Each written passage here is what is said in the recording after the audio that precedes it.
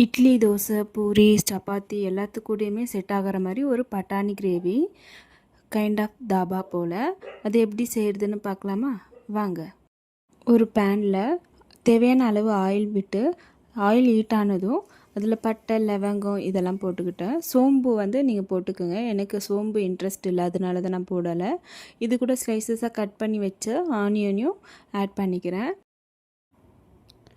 Onion நல்லா fry பண்ண பிறகு இது கூட நான் 3 க்ரீன் சில்லி எடுத்துக்கிறேன், காரத்துக்கு ஏற்ற மாதிரி.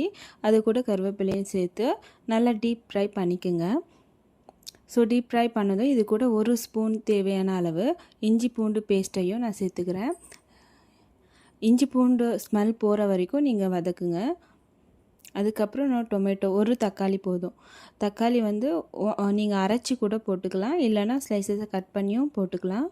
ஸோ தக்காளி நல்லா வதங்கின அப்புறம் இது கூட நீங்கள் மின்ட்டையும் ஆட் பண்ணிக்கோங்க. மின்ட்டு ஆப்ஷனல் தான், உங்களோட விருப்பம். இப்போ இது கூட நான் ஸ்பைசஸ் ஆட் பண்ணிக்கிறேன். சில்லி பவுடர், தனியா, கரம் மசாலா அண்டு மஞ்சத்தூள். இது எல்லாமே நான் தேவையான அளவு தான் எடுத்துக்கிறேன். இது எல்லாமே மிக்ஸ் பண்ணிக்கோங்க. தென் இதில் உங்களுக்கு பிடிச்ச வெஜிடேபிள்ஸ் நீங்கள் ஆட் பண்ணிக்கலாம். Like potato, cauliflower, beans, carrot இது கூட நீங்கள் ஆட் பண்ணிக்கலாம். தேவையான அளவு சால்ட் ஆட் பண்ணி இது கூட நான் ஆல்ரெடி வேக வச்ச பட்டாணியும் நான் ஆட் பண்ணிக்கிறேன். இப்போ குக்கரில் 3 விசில் வந்ததும் ஆல்ரெடி நான் ரெடி பண்ணி வச்சுருக்க தேங்காய் பாலை இது கூட ஆட் பண்ணிக்கிறேன்.